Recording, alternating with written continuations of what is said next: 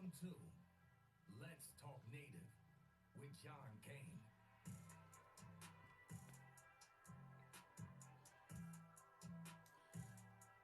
Sable, I'm John Kane, and this is Let's Talk Native. Um, I'm calling this episode Culture Wars Are Destroying Education. But I gotta say, they're getting some help, and they're getting some help from education. So I want to talk about that. And before I get into the culture wars part of this thing, let me talk about what education and higher ed in particular are doing wrong in the first place.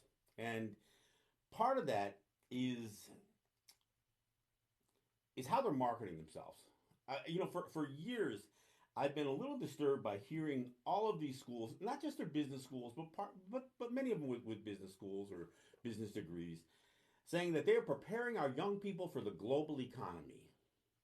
And then we start hearing all these statistics that suggest, oh, if you have a college degree, you're going to earn $1 million over a lifetime. So everything got reduced down to money. The what you're going to earn if you go to college. And I'm going to tell you, I don't necessarily believe that metric. I don't think going to college is what's going to make you wealthier. I think when they say if you have a college degree, you're going to earn $1 million. I think they're doing cause and effect wrong here. I think the type of person that goes to college and is successful in college is probably the type of person who is going to make $1 million.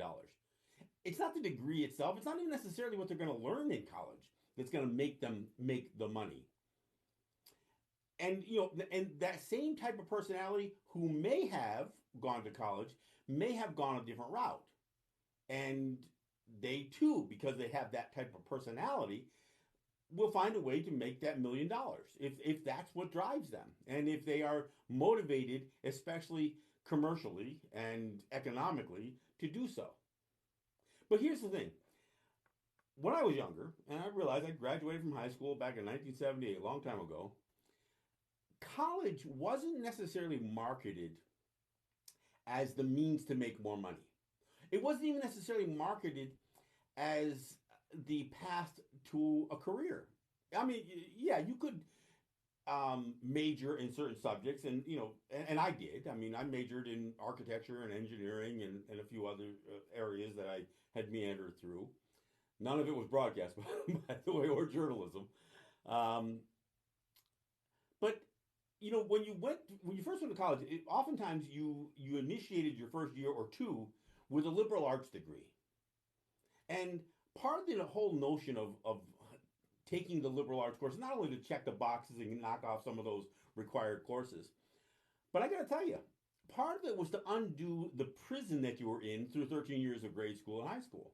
And I mean that. I mean, look, public school is an indoctrination factory. I mean, it's what they do. I mean, and I don't think they're even they're pretty unabashed about that. You teach history a certain way, you teach science a certain way, you teach literature a certain way, you key in on American exceptionalism. And even back then, even before they coined that phrase and that euphemism for what I think is really a euphemism for white supremacy, this whole idea of using schools to make kids more patriotic. I mean, pledge allegiance to the flag the start of every day. Even school board meetings can't take place without a pledge of allegiance. I remember one of my first assignments, I think in kindergarten or first grade, was to learn to recite the first verse of the national anthem. Trust me, they don't want you reciting the third verse, but yeah, so to recite the national anthem. So this idea of really infusing your education with indoctrination into American patriotism and Pledge of Allegiance to the flag and all of the red, white, and blue stuff. Not to mention that all the school holidays, and well, frankly, most of the national holidays are geared towards romanticizing war and defending democracy and all that other stuff. So, look, there's no question that grade school and high school education is lacking, and it certainly is lacking in terms of um, developing or encouraging creative thought. It's about putting kids in a box and trying to make kids conform. Everything from behavior to to the idea that much of that education is going to be geared towards remembering and reciting and recalling what you're taught, not necessarily thinking outside the box. So when you go to college, all of a sudden those chains have been broken. Now you're in a whole new world. So the whole idea of going to college, when I was younger, and certainly before me, it was about enlightenment. It was about fulfillment. It was about going to school to learn more, to learn, not just to be um, taught to what to recite, but to learn, and the idea of expanding your ability to gain knowledge and pursue that knowledge. That's what college was supposed to be for. Now, I'm not saying that, like I said, you could major in subjects and kind of chart out a career as you went through school. But part of the reason you started your first couple of years or semesters with liberal arts is so you once you got out of that box that high school was, you could learn a little bit more about the world and find out what your true aptitude was. I mean, look, when you've been put in in this path in high school, this rigid construction there. And look, high schools are even designed to look like prisons. But I mean, so you're put into that environment, and then your guidance counselor, if you were lucky enough to have one, your guidance counselor is going to tell you the grades that they pushed you to get in the subjects that they pushed you to take and learn in the manner that they taught them. They're going to tell you, okay, we determined that you would be great at this, X, Y, and Z.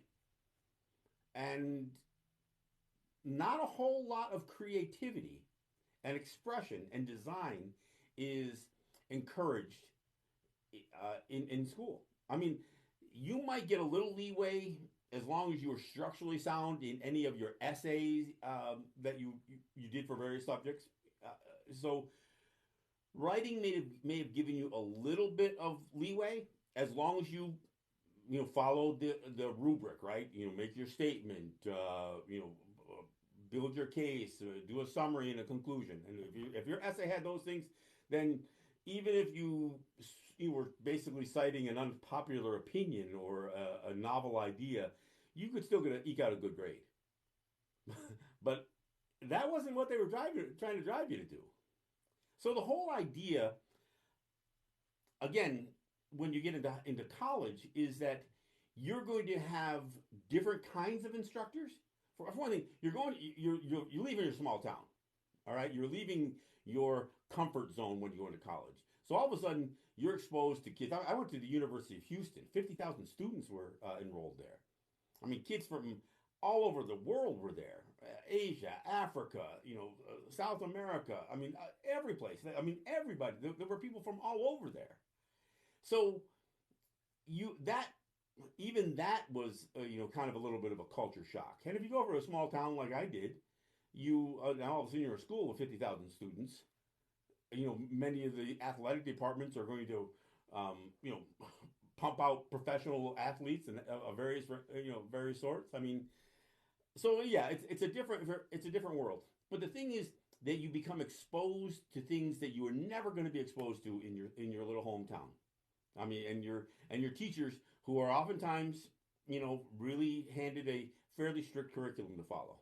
And we're going to talk about school curriculums in a bit. But I think the idea that there was a change at some point, and part of it may have been towards trying to justify the cost of going to school. So now if you start really being wary of the cost of going to college, how do you pitch that? We got to pitch that. Say, well, there's a cost benefit analysis. You go to college and you're going to earn more money. I mean, so unlike some countries where it's easier to go to college, it's cheaper. You can get your education paid for more easily. And I know I'm native, right? So everybody assumes all native people went to school for free. No, that's not true. It's simply not true. There may be more funds available for kids to go to school now since native people expanded, developed a gaming industry and various other means of bolstering their own public finance within territories. But when I was a kid, native territories didn't have money, and BIA funding, forget about that. So yeah, no, native kids don't go to school for free. So you can get that out of your mind right out of the gate here. But when you start realizing, okay, now you've got to justify the expense of going to school, and school back then we're starting to show an increase in their costs. And every year, tuitions were going up. Everything was getting more expensive. And of course, now, the cost of going to school is astronomical compared to when I went. So you've got to market it, right? So you market it as this means to make you more money. So even if you take on a whole bunch of student loan debt, doesn't matter. You're going to earn more. Well, that may not necessarily be true. I mean, it isn't just going to school and going through that drudgery, if that's the way you're looking. If you're going to school only so you can check that box, get the piece of paper that says you went to school, so because that's going to translate into more money, they ain't going to get it done. If you don't expand your mind so you can see more opportunities, I don't mean just financial opportunities. I mean opportunities to excel in any number of things, especially creative things. Then look, if you're only going to college to go to work for somebody, then you didn't need to go to college. You could have stayed home and did that. Because let me tell you this, and I'm going to repeat this a couple of times through this episode. The wealthy elite, regardless of political party or where on the spectrum they claim to be, the wealthy elite, and yes, I'm talking about white people, they don't need the general population to be a population of thinkers. They need you to be workers. So even as they're marketing the college degree for advancement in salaries and that kind of stuff, they're still talking about you being, one of the cogs in their machine. They're not talking about you going off and doing something unique or certainly being their competitors. No, they are really talking about, about turning college into the means, maybe a recruitment tool so they can get better employees, but it's still about being in their employees. They want workers. And that's why you find when you looked at some of the jobs that were available and you realize, they're asking for a 2-year degree, a 4-year degree, or whatever else, you think, what does that have to do with the work that's being done here? And then when you go to work, you find out nothing you learned in college was really about the job that you're doing. So that bubble starts to burst. So when you start pitching the idea of going to college is only for financial gain and financial advancement, now you made a big mistake, because all along you should have said, look, going to school is about making you a more whole person. Education, I should say, not going to school, but the idea of becoming more enlightened, becoming more universal in your view of the world. That's all about making you a better person, not necessarily about, fattening your wallet. And so when that got pitched and that became the drumbeat over and over and over again, then of course COVID hits and, we see, college enrollments drop and that kind of stuff. And all of a sudden we're also seeing technology change a little bit. So now they need people with technical skills more than enlightenment. So the idea of trade schools, and now they'll actually make trade schools feel a little bit more like college. They'll even give you certificates or even degrees, but essentially they're trying to get you to go to trade schools now, so you can learn how to put up solar panels. And I'm not dogging that; that's a good thing. But they're no longer trying to expand your mind. They're trying to get you focused on what you're going to do to make money. And of course, if they pitch trade schools over a 4 or 6, or master's degree or PhD, now all of a sudden you can enter the workforce almost immediately. In fact, you got some of these schools that you can, start earning as you learn, earn as you learn. So I think education itself, in the institutions of education, I think they screwed themselves. And you're seeing an absolute decline in enrollment across the board. I mean, for a while, black women were enrolling and pursuing education at a higher rate than anybody else. And you know why? Again, freedom. Freedom. I mean, black women saw an opportunity in education, regardless of where the education was taking them. They saw that as freedom. Breaking, because, black women were double damned. They were black and they were women. So that's why you had that for a while. But even that starts to wane after a while. So I think the whole idea of how college was marketed was a big mistake. And I'm not saying you couldn't make some of those assertions about earning more money, but I think the idea of convincing people you need to go to college to prepare for the global economy, I think even that was a mistake because now we screwed ourselves in local economies. We're telling everybody. I mean, look, when they teach you get a business degree, they're teaching you to to come up with an idea, pitch the idea, start a company, and then go public with it, sell it off. And if you do it wisely, you can sell it off in chunks. That way, you can get a second bite of the apple and that kind of thing. It's no more Sanford and Son. No, there's no more family business that you hand down generation after generation. Generational wealth is handed down in cash, not in terms of business legacy. Not so much anymore. I mean, there's still a few companies you'll see around, mostly again construction companies, that kind of stuff, service industries, where it's something and son. They rarely ever did it with daughters. I don't know why. Again, some of the the sexist underpinnings of American society, I guess. But so that I think in of itself was going to cause some harm to education. But back to my initial thought, and the one that I find more disturbing, and it's more disturbing because of what it means politically and everything else. Culture wars.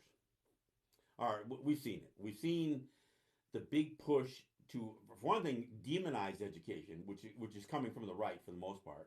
But you know what? The elite left, they're not defending education that much either.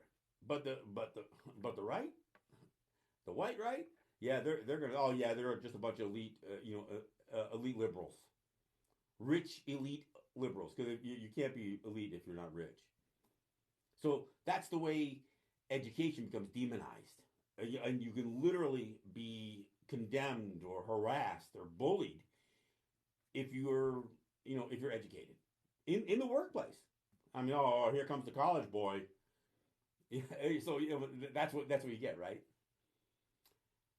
But it gets more specific than that because this idea of going after, well, now the big thing is it used to be, well, cancel culture was one of the ones that they were trying to push. What was the other word they were?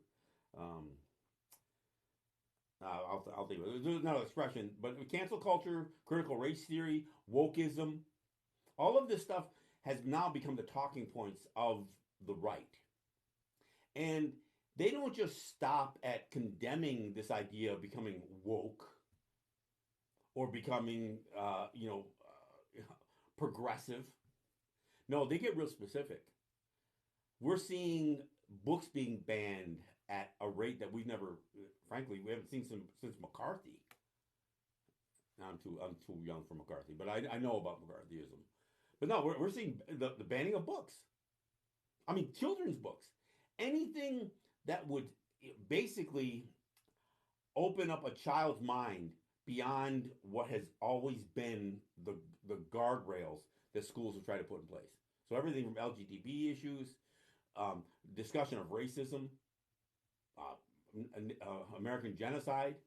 They don't really even teach that much about the Jewish Holocaust. But that'll get a lot more play than certainly the American Holocaust against Native people. So part of that culture war issue, and when we talk about things like wokeism and condemning that, and cancel culture, that was the other one that they're pushing so much. Oh, political correctness. That's the one I was trying to think of. Yeah. Oh, yeah. We got to do away with all this political correctness. I'm not even sure what the hell that's supposed to mean. I mean, so we're not supposed to be politically correct? Being correct politically, does that mean being incorrect socially? I mean, that doesn't even make sense to me.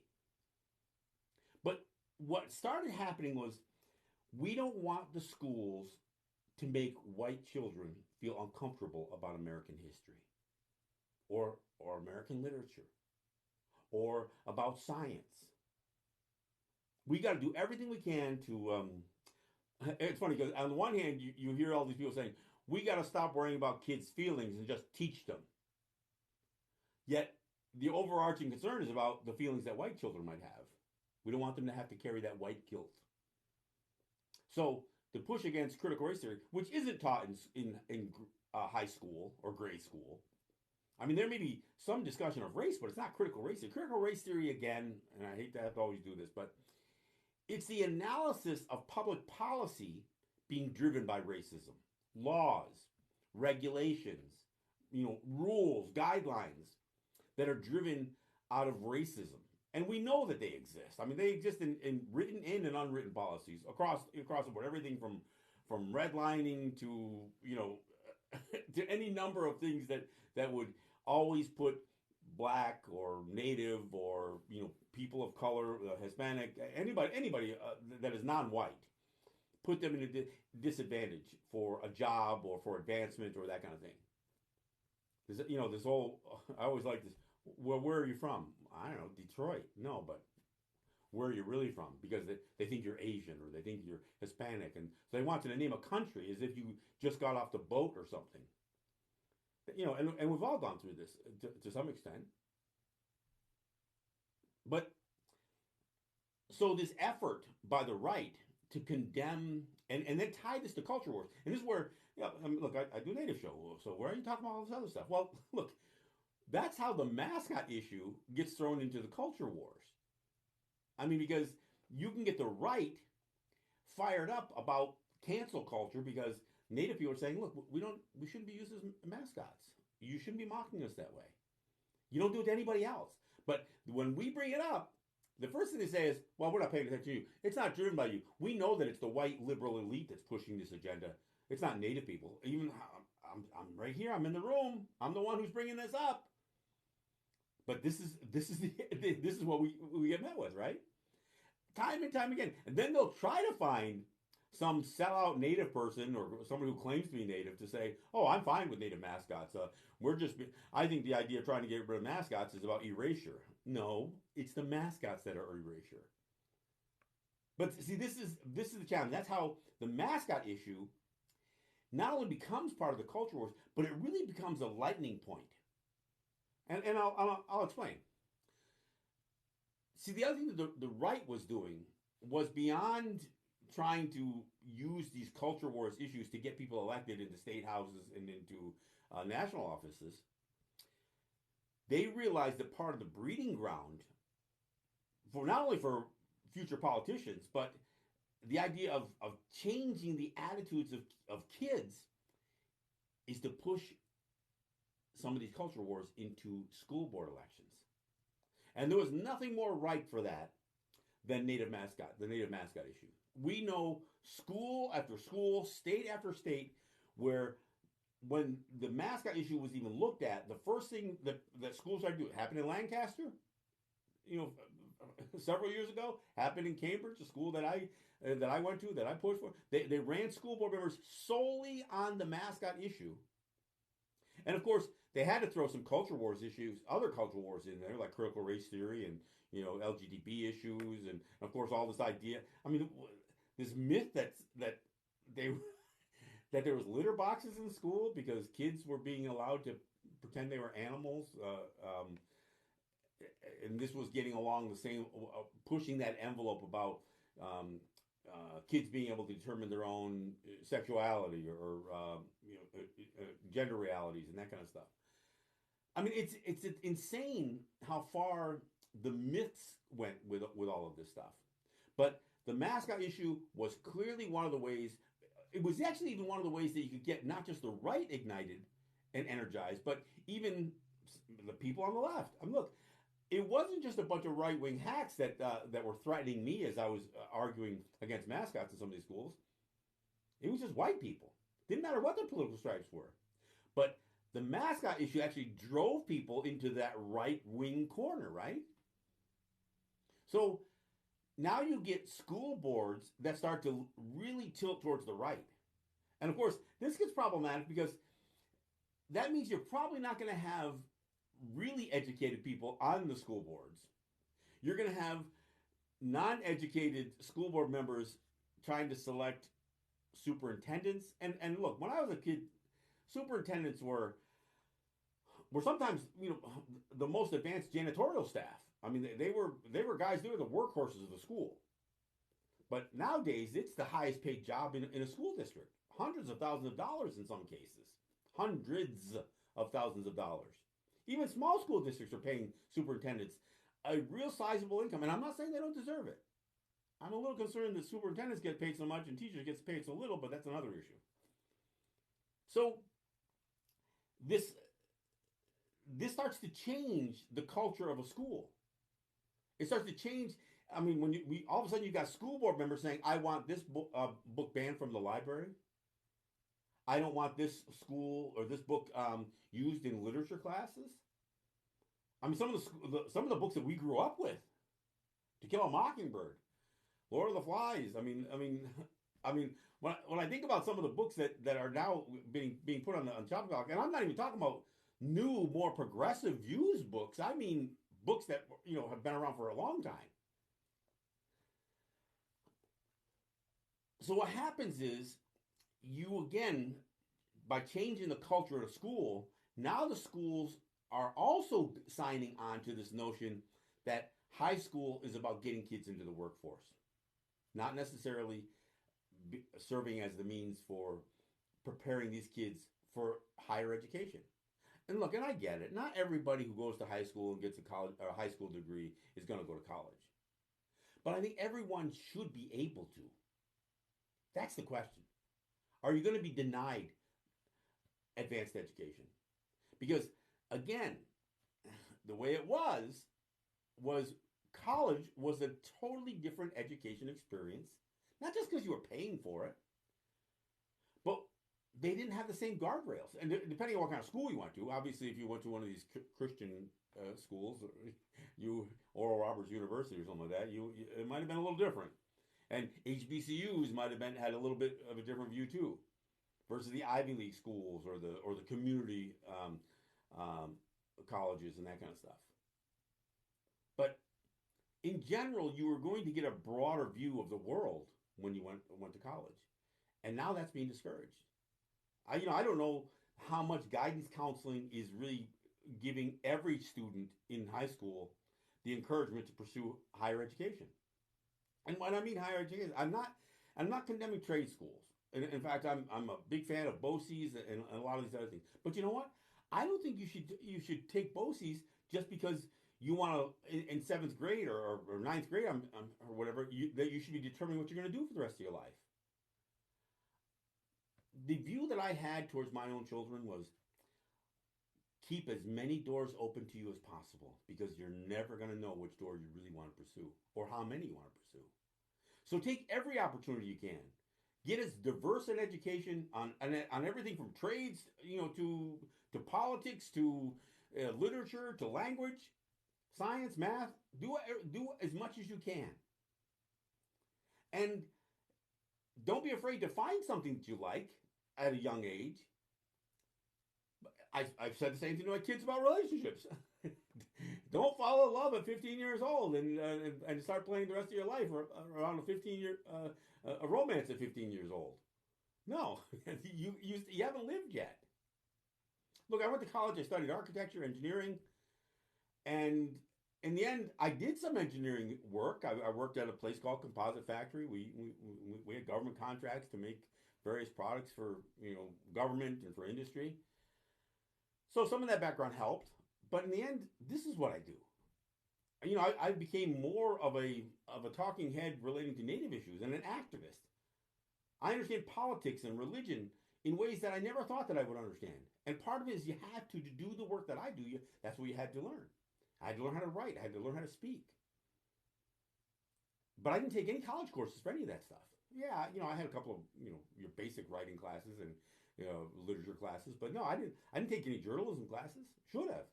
Didn't. I didn't know that this was what I would end up doing, and nobody does.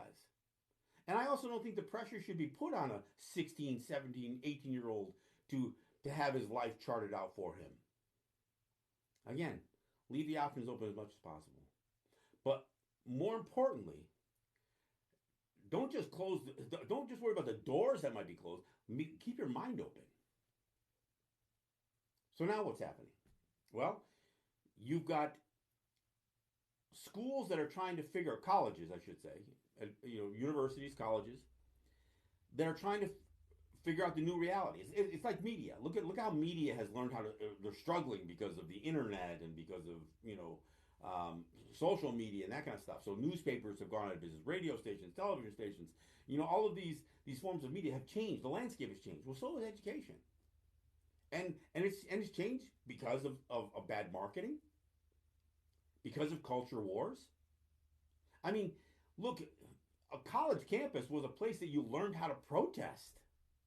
I mean, that's what we did when we were in the 70s, and for me 70s, but for some in the 60s.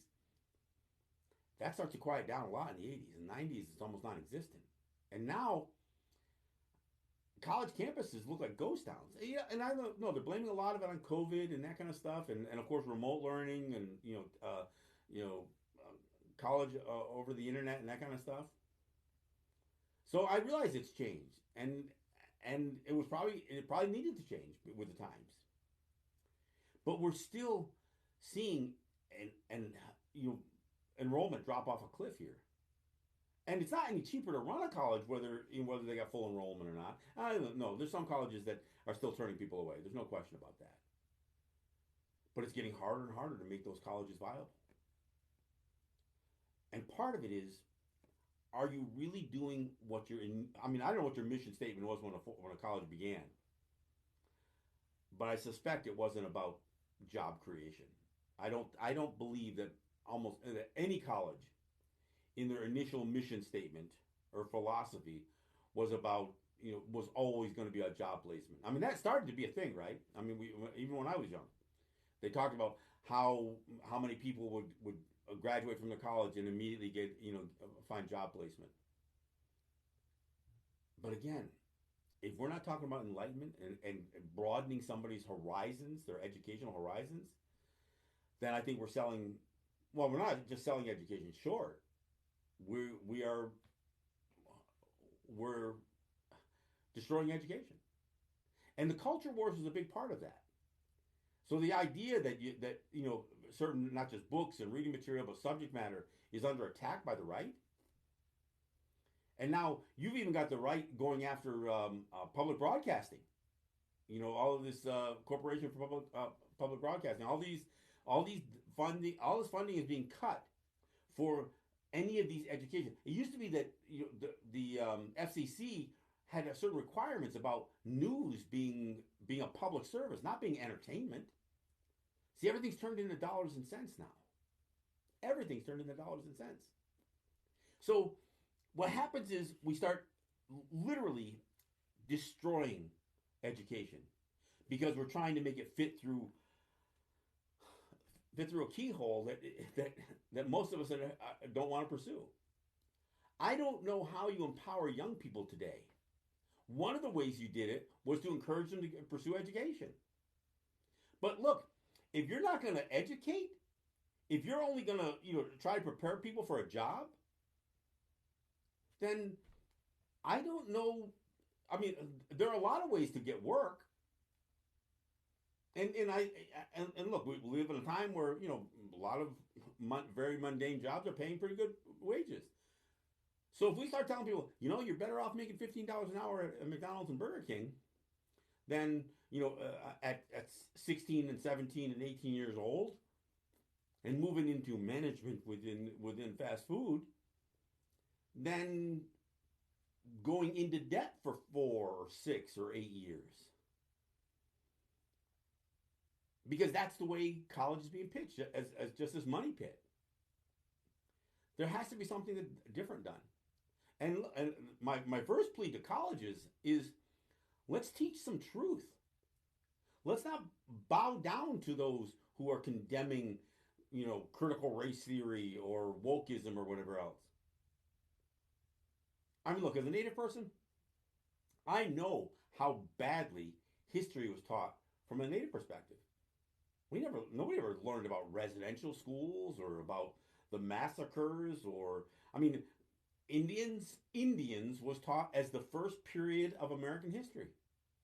Indians, followed by discovery, followed by colonization, followed by revolution. But Indians ended. It was a period that never got talked about again. Even as my kids and even grandkids have gone to school, when they and look, where I went to school, we didn't have a native. I went to school in a small white town, so the pursuit of native education is not like here, where some of the schools were. I live here on the Cattaraugus territory of Seneca Nation, and the students here go to several school districts, and they all have some specific native education program, Iroquois studies or something along those lines, maybe Seneca language. We didn't have that when I grew up. But even those subjects are still teaching about our culture as an ancient culture. They're teaching about Seneca as if only in the past. I mean, I remember one of my grandkids doing this side by side analysis of the Haudenosaunee versus the Algonquin, and showing the different philosophies between the two. But they're still talking about 200 years ago, 300 years ago. They didn't talk about where any of us were now. So we're not being taught about as a living, breathing people anymore. And that's where the mascot issue becomes a problem.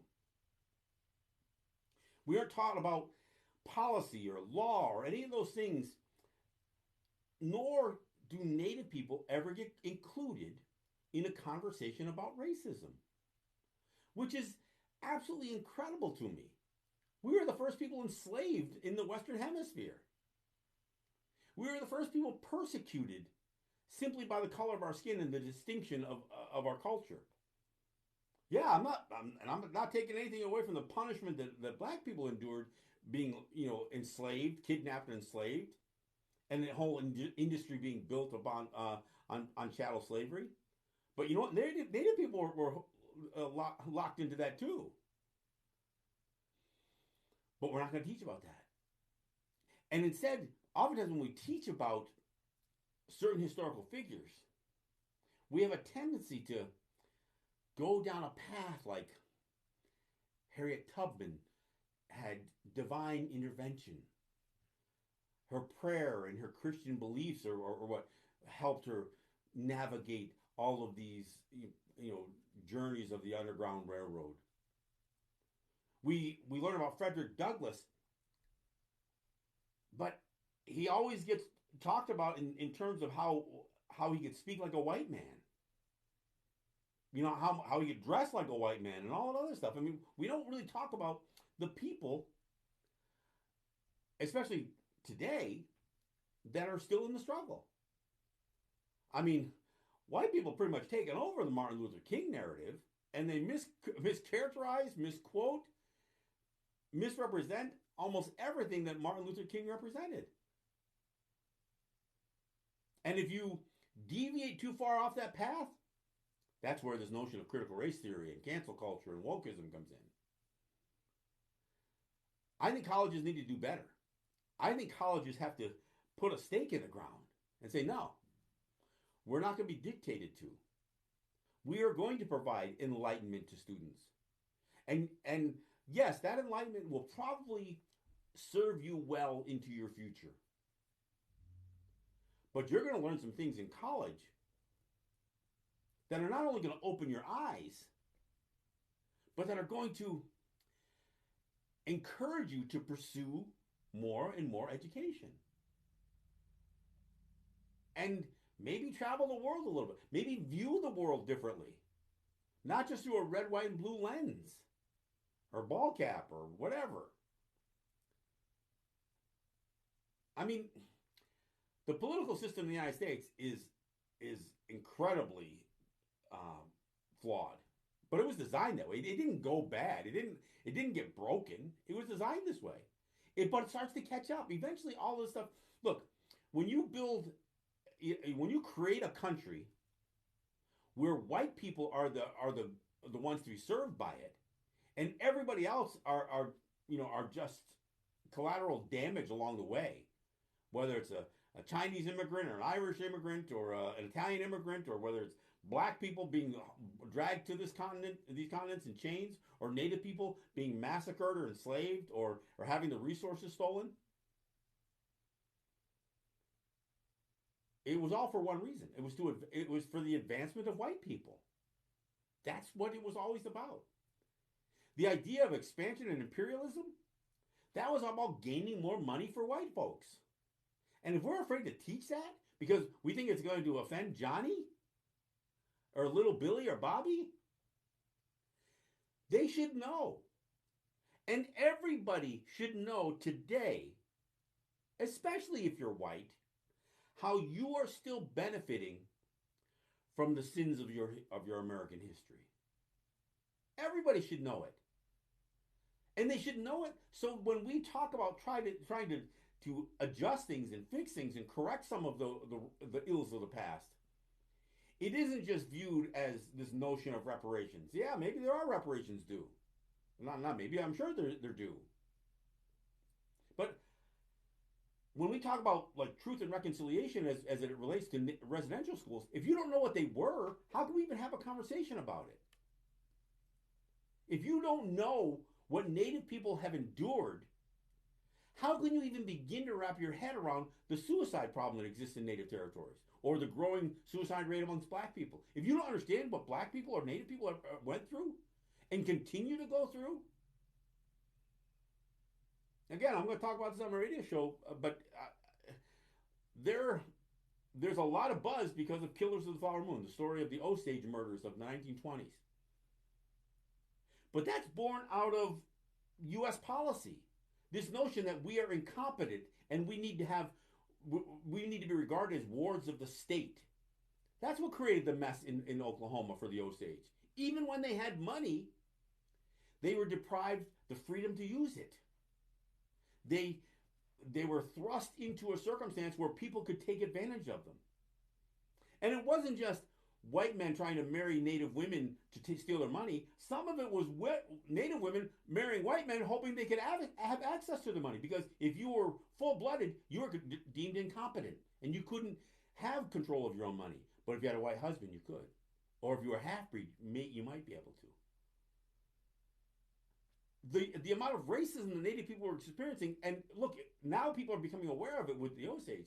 But the idea that we are so incompetent that we had to have white guardians, that didn't end in the 1920s. The Indian Gaming Regulatory Act was a law specifically passed with that same mentality. Oh, Native people are incompetent. They can't run gaming. They're going to be overrun by the mob. They're incompetent. We're going to have to put the states involved in the... We've been fighting for decades against state control over our economies, over our lives. The federal government, because they believe they have the power to do so, pass a law that puts the state in our business, in our gaming business. And what do the states do? They start wringing their hands because they're going to get some money here. Even in states where they didn't have gaming. New York State, it was unlawful to have casinos in New York State. But they figured out how to make money off of native gaming. And not only did they figure out how to make money off of us, they knew that they could loosen up all those tight asses in their electorate to say, you know what, legalize gaming. We're already in the gaming business. We're in the gaming industry through Native people, and we have lotteries. We might as well go all in and start taking some of that gaming market away from Native people. Yeah, we're taking their money now, but we don't need to take their money if we take their gaming away. And the federal government created that. Why? Because they deemed us as incompetent. We need to have guardians. We needed to be treated as wards of the state. That didn't end in the 20s. It's 2020s now. It's 100 years and we're still going through the same thing.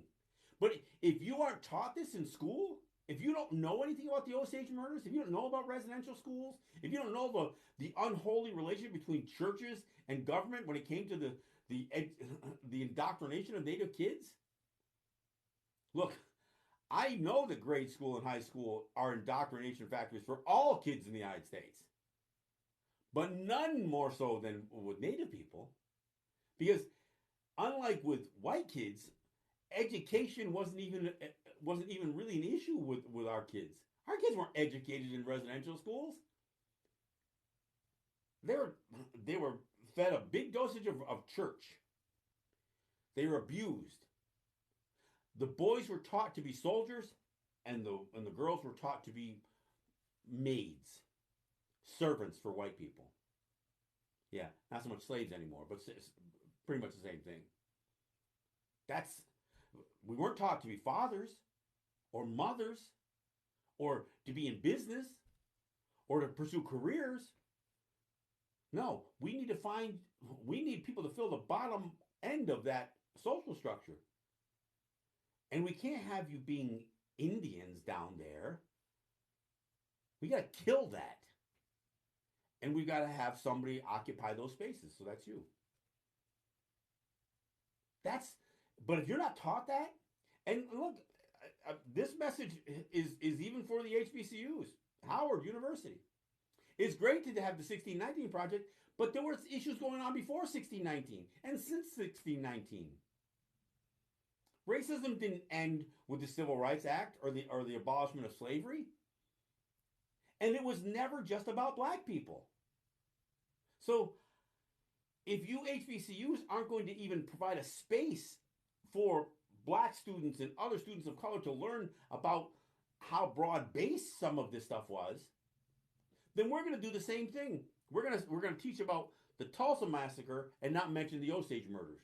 We're going to teach about the Osage murders and not mention the Tulsa massacres or any of the other massacres that took place in cities across the United States where black people were being murdered en masse. And we're going to pretend that the last mass murder of Native people took place in the 1890s. We're going to pretend that making our lives almost unlivable today, with everything from abject poverty to reducing our land holdings to such a point that we can't sustain a livelihood off of it, so that we represent the highest suicide rate in the United States, the highest dropout rate, the highest murder rate, the shortest life expectancy. Native people have the lowest life expectancy. And we top the list in everything from infant mortality to the death of mothers during childbirth. Every list you don't want to be on. And look, they study stuff. They know it's true. But they never want to put it together. They want to suggest that somehow we were not able to survive back when the United States was doing bad things. That we were somehow traumatized through the bad era of the United States. It's all better now, but we just can't seem to pull ourselves up by our bootstraps. We need education. And I don't mean indoctrination. We need to encourage diverse thought, diverse conversations. I know the likelihood of a young Native kid in any of the school districts around here talking about any of the stuff that I'm talking about on my shows, in their classrooms, in their contemporary studies, or even in their Iroquois studies programs. No, it's not happening. I even know some of the instructors in some of those programs who resent what I do. Because of what? Because I encourage resistance? Well, you're damn right I do. I do encourage resistance. And I won't accept the fact that just merely existing, our existence is not our resistance. Our existence gives us the opportunity to resist. But if we don't, and if for anybody who doesn't, for anybody who sees the injustices in this country and fails to take any action to mitigate those injustices, then you are complicit in those injustices. It's an obligation that we have as human beings to resist oppression of ourselves and others. And if we don't do it, then we're complicit. Then we are the oppressors too. But if we don't teach this, look, we know that there's incredible works that were done by Baldwin and King and Malcolm X. We know that there's some great things that have been written over the years that could inspire young people. But we shouldn't reduce them down to sound bites. We should teach people what some of those experiences were and how people persevered or didn't. Because I think we also have to teach that. We can't just make it all seem like that we have won because we're still here. We can't glorify suicide or dying for a cause. By all means, let's glorify fighting for one. But I will never glorify dying or killing. I think the way that we fight for justice is not to be unjust. But if we're not even going to learn about this stuff, because I'm sorry, higher ed, you're failing the people of this country, including my people. There are plenty of Native people who go off to college. But you know what? Your colleges have become the same thing that the high schools have been. Indoctrination factories. I understand there's certain things that you learn in education about standardizing things like accounting principles or understanding law. But it's not just about understanding law as it's been practiced, but how do you challenge unjust laws? Don't just teach me all the precedences that can be cited. Teach me about the ones that can be overturned. And I don't mean just overturned so you can, abolish abortion or rights of people. But how do you expand rights? How do you take flawed legal principles like the Doctrine of Christian Discovery or the U.S. Constitution and fix them? If you're not going to teach that, if you're not going to spend core study on critical race theory to show that how racism has shaped laws and policies and rules and regulations and behaviors, and the industry and all those rules and regulations and behaviors in industry, not just in government, then you're selling your people out. I stand by my initial statement that culture wars are destroying education. But they're getting help. And they're getting help from you, the educators. I think it's really time that we have a broader view of what education is. And I'm not just saying trade schools is an alternative to college. I don't mean that. Look, there has to be an encouragement for people to write. I mean, look, we live in an era now where, look, from a Native standpoint, we're seeing more Native creators of content for entertainment, whether it's film or television or music or whatever else. But I don't want Native people producing the same crap that the non-Native people have been producing about us. I want the hard truths to be put out there. And it should. And it must make people uncomfortable with their history. Don't tell me we can't call what the Native people experienced a genocide. What we've experienced has been the longest genocide the world has ever seen. What Native people have experienced isn't just a Holocaust perpetrated by an evil regime. It's a Holocaust that's been perpetrated by country after country after country after country, generation after generation, century after century. And we need to teach it that way. We need to tell the truth. We need to stop glorifying and romanticizing these heroes. Oh yeah, it's great. They finally got rid of all of the Confederate or the military bases named after Confederate generals. It took this freaking long to do that. In the meantime, in Albany, on the Capitol Mall, right in front of the Capitol, is a statue of Philip Sheridan on horseback. Philip Sheridan, general. I guess he's from the Albany area. That's why it's there. What's he famous for? The only good Indian's a dead Indian. That's what he's famous for.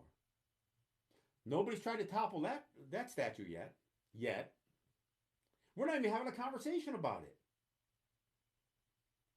You march kids by that on their field trips, and nobody ever says, let me tell you what this guy's famous for. Because there's only one quote he's associated with. Oh, yeah, he's associated with military service, Civil War, but mostly killing Native people. Let's tell the truth.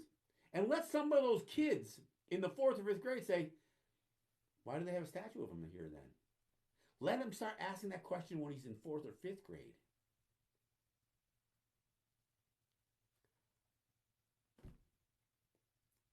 I'm amazed at how fast time flies when you're involved in this kind of work.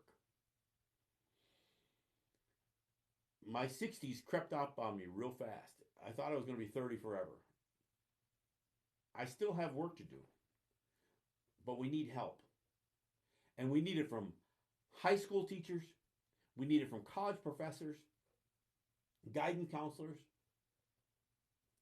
but we also need the media to step up and not be so afraid to produce content that might be a little uncomfortable.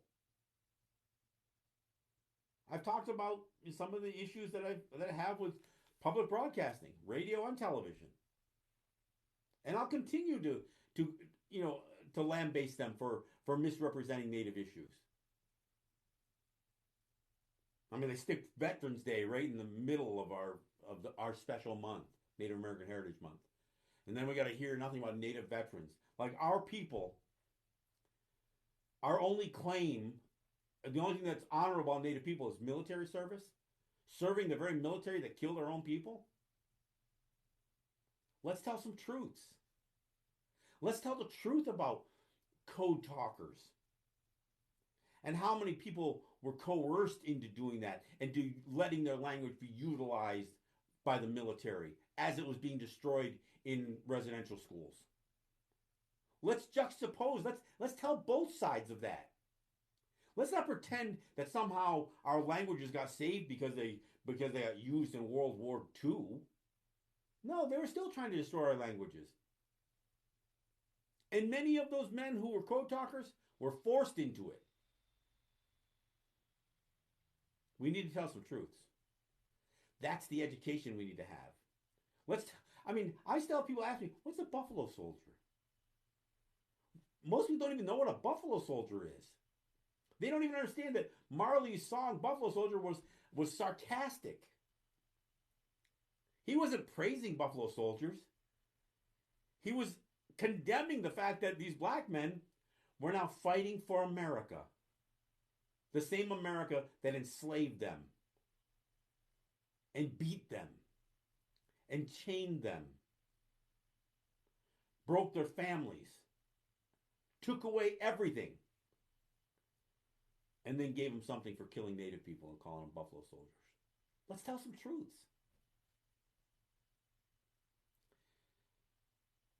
This is a subject that I'm going to talk about going forward. It's the first time that I've actually addressed it head on to really go after education the way I have tonight. But I think this is a conversation we need to continue to have. And look, I got to tell you, my phone doesn't ring a whole lot. I don't get a whole lot of people saying, hey, would you come speak at my college about some of the things I've heard on your show? Yes, I can. Just don't be so scared to call. Don't be scared to have some tough conversation. I'm not gonna radicalize anybody any more than they need to for a healthy society, that is.